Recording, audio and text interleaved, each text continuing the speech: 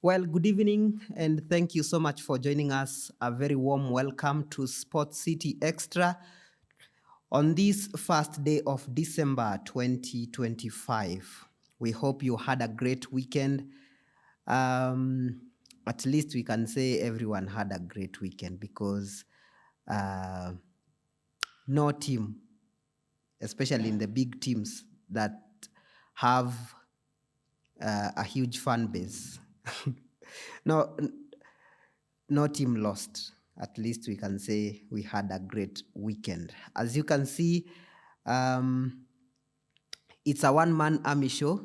Felix is committed somewhere, but we have to do the show.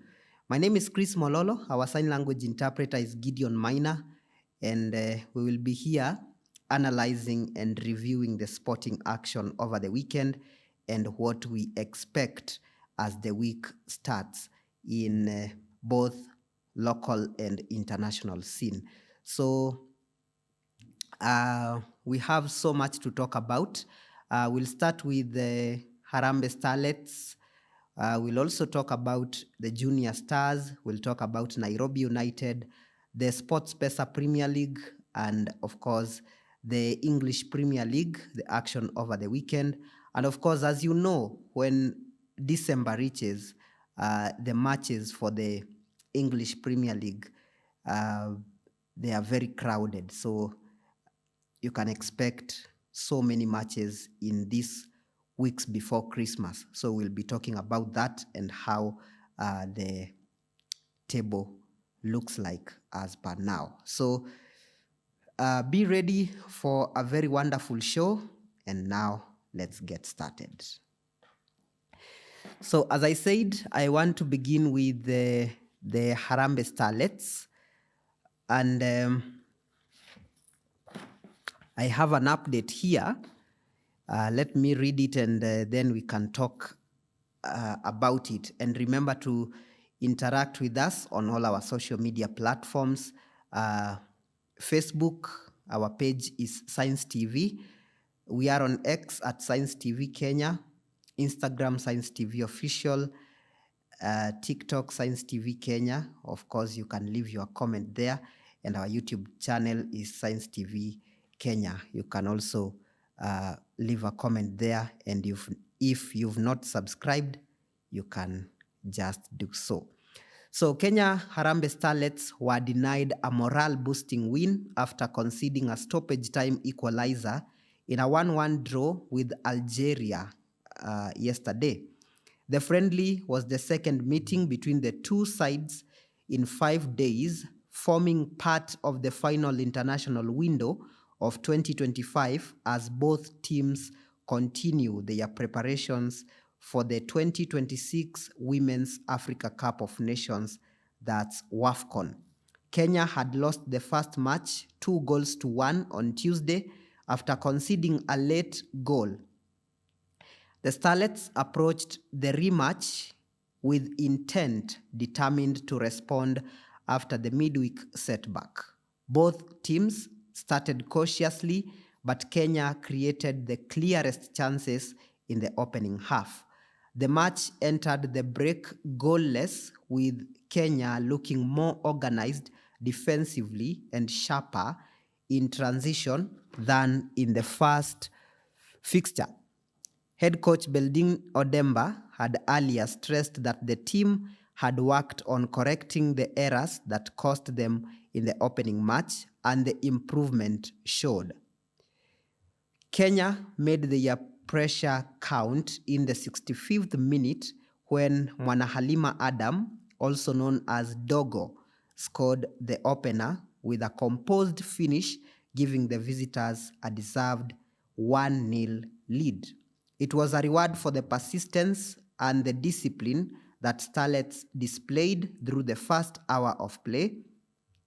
The bench reacted with energy, urging the team to stay compact and manage the game. However, just as Kenya appeared set to secure a hard-earned win, Algeria struck in the 93rd minute. A defense error allowed the hosts to find the space in the box, and they punished the Starlets with a late equalizer. Now, there's something that we can see it's similar in both fixtures that Starlets played Algeria on Tuesday and yesterday. And this is conceding in the very, very last minutes. Something that you can see when we played the first fixture on Tuesday, we almost got a draw, but we couldn't hold until the very last minute. Then we conceded a goal. Coach Beldino Demba saw that mistake, and she said that the team is working on that. You could see they tried, but the match that was played yesterday, the same mistake repeated itself. So I think it's something that Beldin needs to talk to with the girls and know how they can do this, even as we wait for WAFCON next year, because there we are going to meet better teams, experienced opponents, and we can't afford to be doing such mistakes when we are going to meet experienced teams. Remember, the last time Harambee Starlets were in the WAFCON was in the year 2016, and those are like 9 years since we participated in that competition. And we need to go there with the aim of improving and doing better in terms of performance for this team. But of course, we wish them all the best. The friendlies are over. I think when they come back to Kenya, this is some of the things that they need to address before going for WAFCON. But we hope they will do as we expect. Of course, we can't complain so much about the Starlets, because at least we've seen that they really perform better when we compare them with the men's team, Harambee Stars. At least they somehow make us proud. Hawatuaibishangi sana. Now, from the Starlets, let's now come to the Junior Stars. The national under-17 football team, the Junior Stars, lost 3-1 to Tanzania in the semi-final of the CECAFA AFCON 2026 qualifiers in Ethiopia. Kenya missed a chance to take an early lead in the opening minutes when Rizal Omondi failed to convert a penalty. Then Tanzania took control, striking twice in the first half, getting their 2 goals through Ningo Luzalenga and Lukman Mbalasalu. Then substitute Armstrong Otieno pulled 1 goal back for Kenya in the 84th minute, but the hopes for comeback were shattered when Tanzania scored their 3rd goal through Anan Shaban to seal their win. Kenya's qualifying hopes now lie in the 3rd place playoffs. Now, this is something that we talked about last Monday, and we were talking about the performance of the Junior Stars in this tournament, the CECAFA AFCON qualifiers for the under-17 teams. And of course, they started very well in the group stages, with the first match drawing against Somalia, then beating Rwanda, and eventually they managed to go to the next round in the quarterfinals. They also got a win. Then in the semifinals is where they lost to Tanzania. And hopefully I think they can get a chance to qualify in the third place playoffs. Of course, we'll be updating you on who they are going to face on that stage. But looking at this team, under 17, I can say they've tried their best, because looking at how the team was brought together, and I remember telling Felix that this team was kinda picked randomly. The squad didn't have so much time to train together and all that, but going to Ethiopia, they managed to get some wins here and there, and losing to Tanzania, which is a better team, by the way, I can say that, is a better team. So losing to them was not a surprise for me. And I hope in the next matches, or even in the third place playoffs, I expect a better performance. And if we manage to qualify for the under 17 AFCON that will be happening in Morocco next year, then it will be a good thing. And I'm sure Kenya will do very well. So I can say congratulations. Even if we lost to Tanzania in the semi-finals, I'm hopeful that this under 17 team, if they get enough time to train together, I think this is a very good team.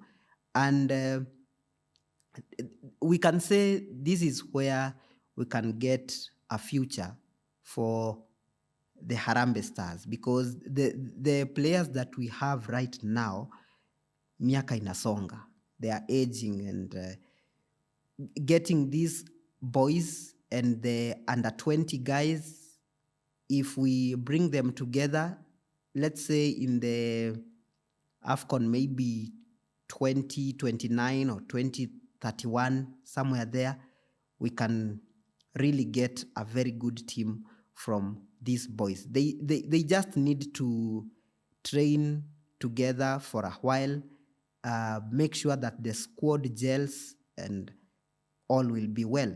And I remember an interview that Jacob Ghost Mulee, one of the guys who has coached Harambee Stars severally, he said that if we want Harambee Stars to perform well, let's start bringing these players together as young as 12 years.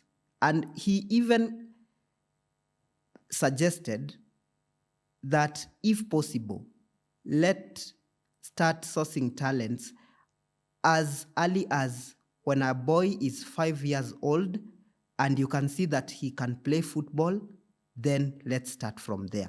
And I remember him giving an example with teams like Spain, seeing a guy like Lamine Yamal being able to play for Spain when he's only 17 years, and this is a guy that will be in the World Cup next year. Remember, he played in the Euros, and you saw how he was performing. Of course, we can't compare Yamal with our guys, but if talent is there, it's there. We've seen Kenya producing very wonderful talents. Talk about Adrian Kibet, talk about Tyrone Karaoke, Amos Wanjala, just to mention but a few of some of the talents that Kenya has produced. Very good talents. And if we can get these boys training together, forming academies even in the clubs, that can be something very, very good. And it can really contribute to the improvement of the performance for the Harambee Stars.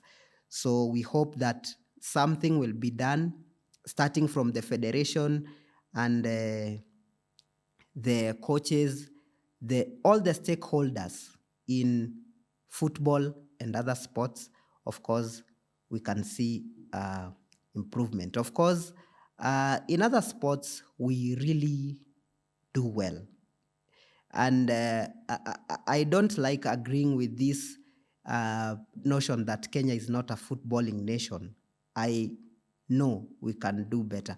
If a country like Cape Verde can qualify for World Cup, who are we? It's doable, right?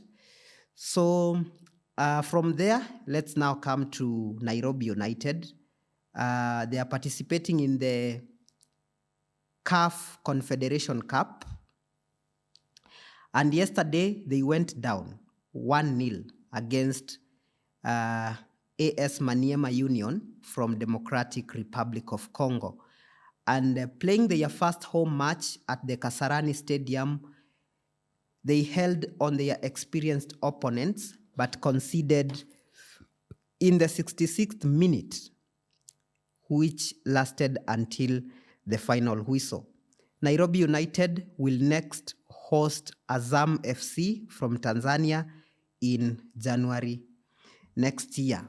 Time did not allow us last Monday to talk about Nairobi United, and they had lost last week. They were playing against Wydad. I think this is from Morocco. They lost, and yesterday again they lost 1-0. Of course, it was their first match at home. They really tried. Boys, I think they only need to improve on some things here and there. Being their first time to play in such a tournament, I can say they are trying. They are trying because we can see even last season, Gor Mahia were in the CAF Confederation.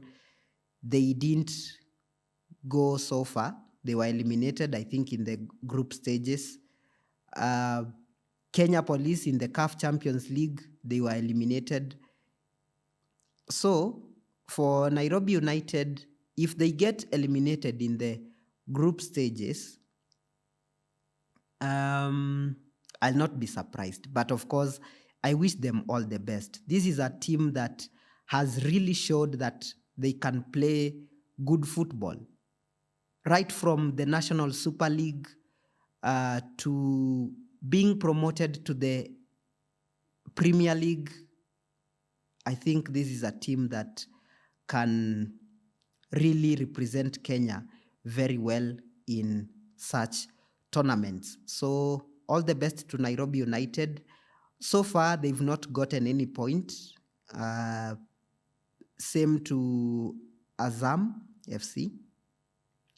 Wydad and AS Maniema, they are leading the group. So in our group, we are last as Nairobi United. But I think in the remaining matches, we hope to do better.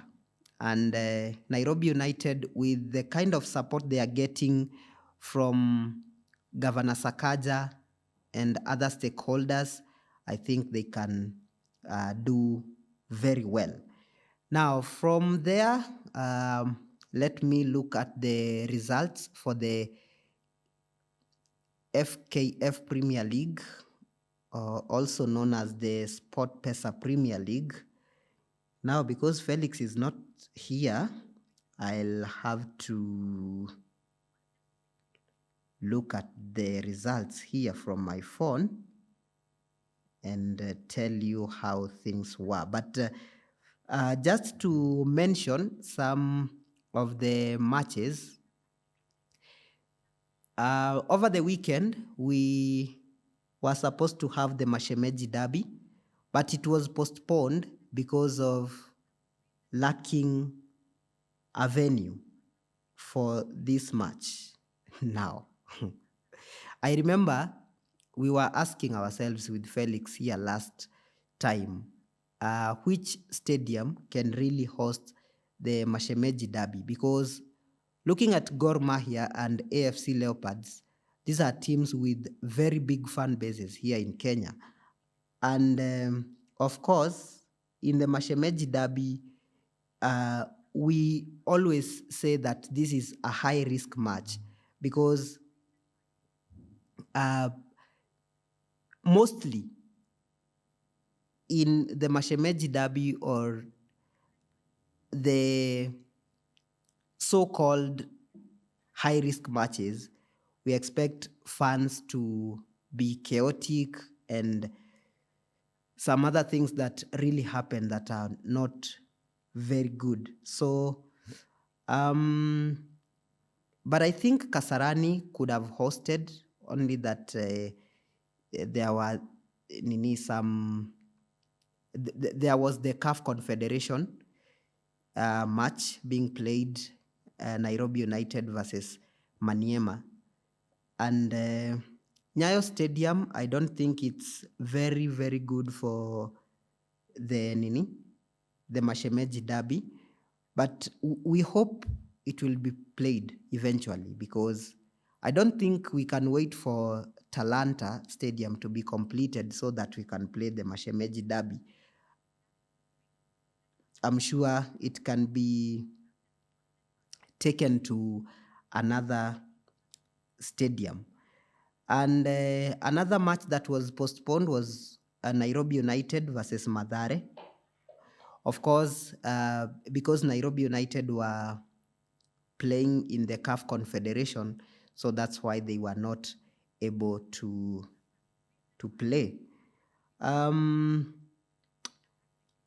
Unfortunately, I can't find the results, but of course, we'll tell you in our news updates and in the upcoming matches, including the match that was played earlier today between Bidco. So I want us to take a break, and then when we come back, we look at the English Premier League, the action over the weekend. We are talking about the English Premier League, and I just want to quickly mention the results of match day 13 of the English Premier League. On Saturday, that was 29th of December, Brentford beat Burnley 3-1. Then Sunderland beat Bournemouth 3-0. This was somehow a surprise because we didn't expect, but football with its unpredictability, then it happened. Then Manchester City beat Leeds United 3-2.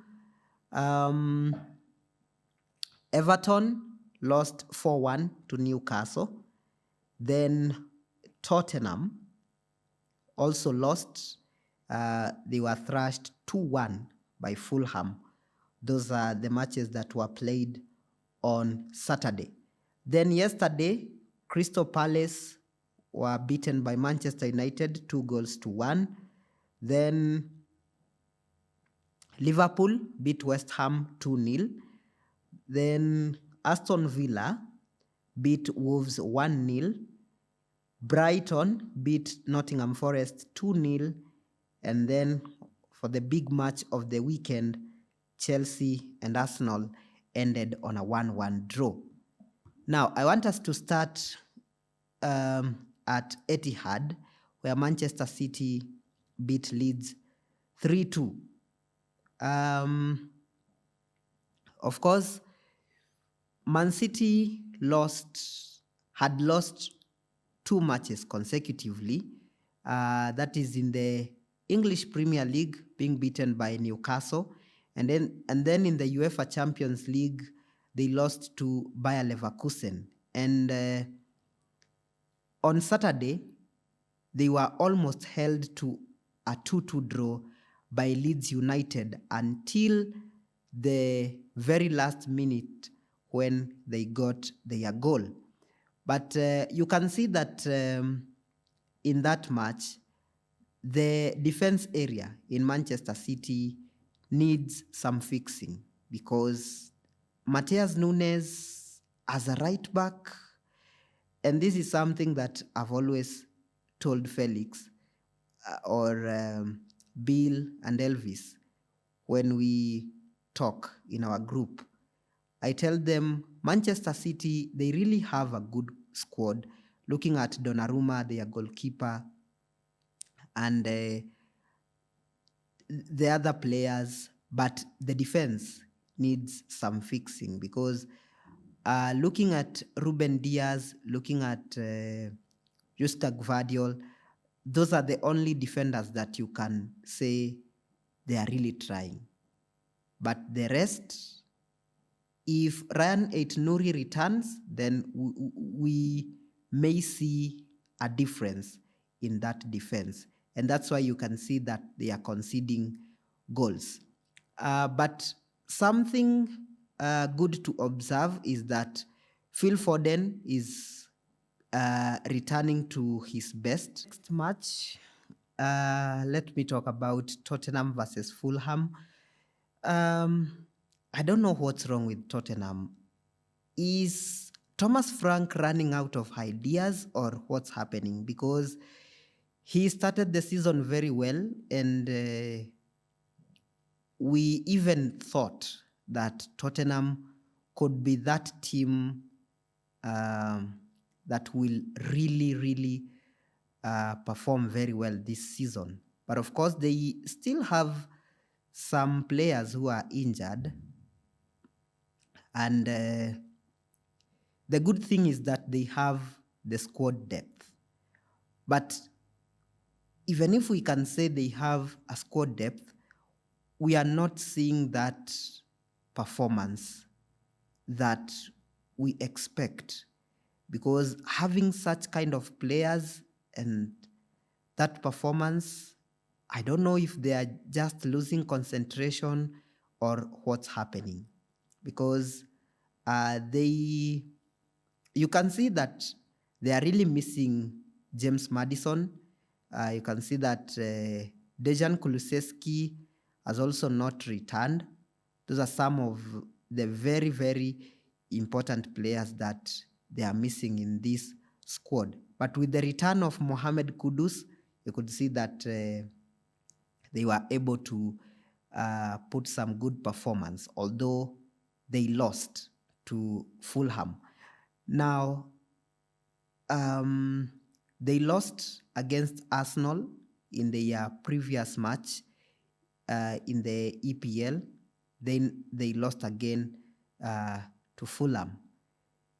I'll be telling you who they are facing next in round 14. But let me say, Tottenham sometimes can be very unpredictable. Sometimes they blow hot and cold. You can see they are winning, and all of a sudden they just crumble. Like, I don't know what's wrong, but they really have a very good squad, and I'm sure they still have that chance to be competitive and perform better than they did last season. For Fulham, I think they really had a very good game. And of course, in case you didn't know, my viewer, Tottenham and Fulham are both from London. So this was a kind of a London derby, and you could see how the game was intense. To Manchester United, from losing to Everton and yesterday getting a win against Crystal Palace, one of the teams that I thought would be a very tough opponent for Manchester United, looking at how the results were last season when they met. And an observance and something that every fan is talking about was that penalty kick from Jean-Philippe Mateta that had to be retaken.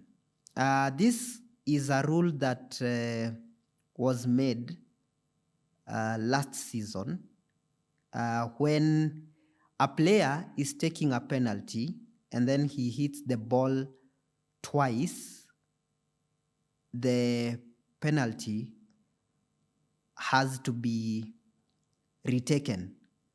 And so that's why you saw that rule applying yesterday.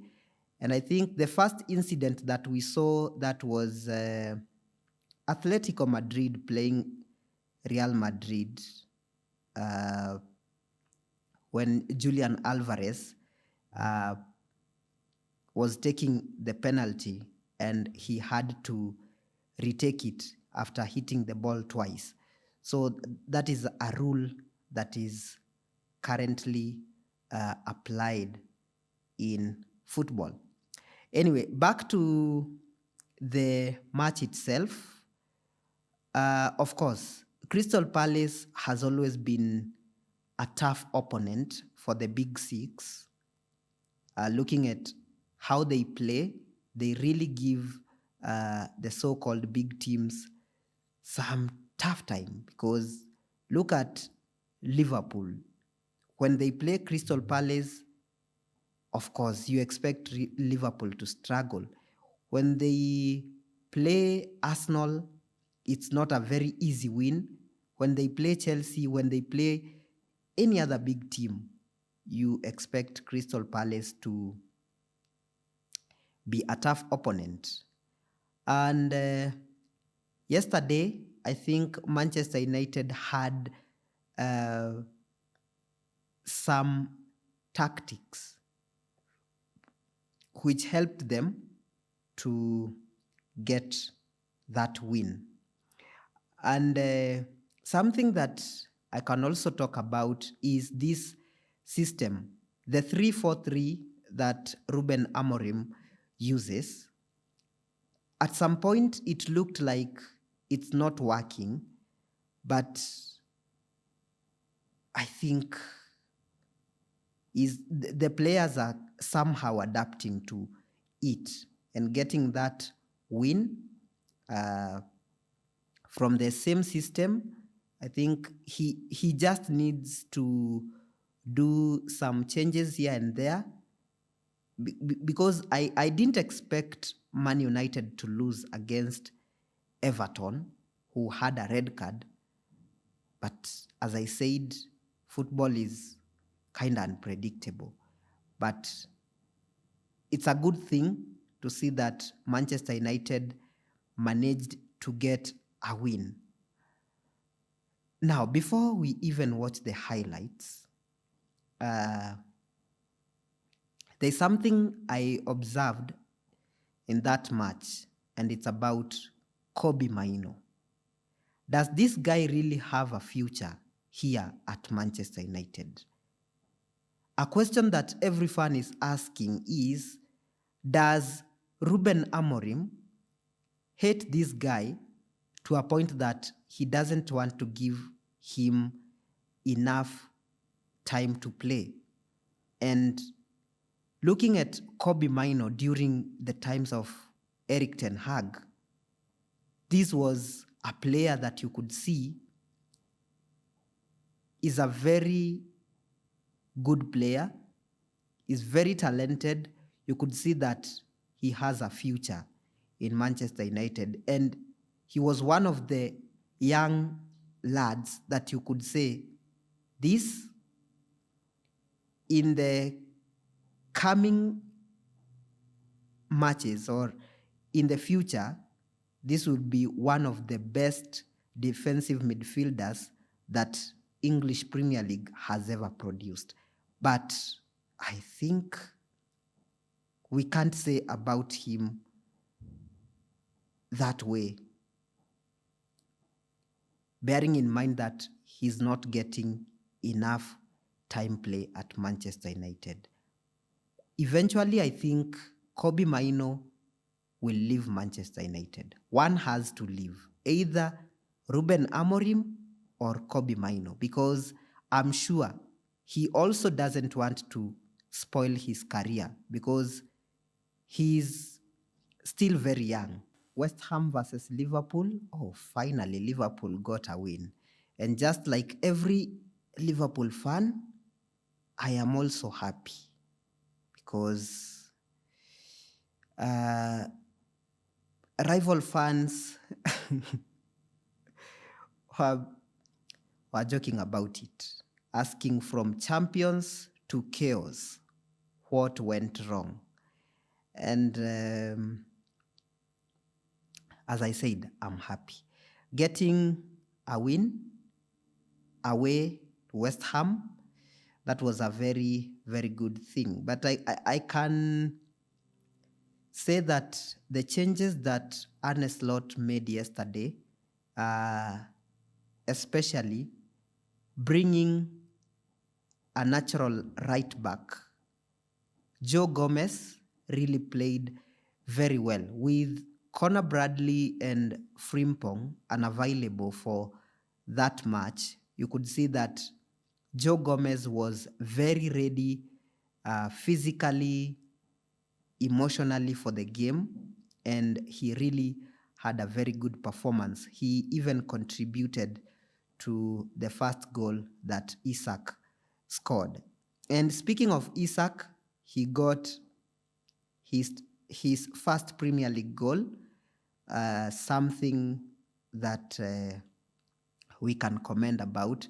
And I am hoping that this goal would bring motivation for him to keep on performing better, because the work of a striker is scoring goals, and this is why Liverpool had to buy him at such a price.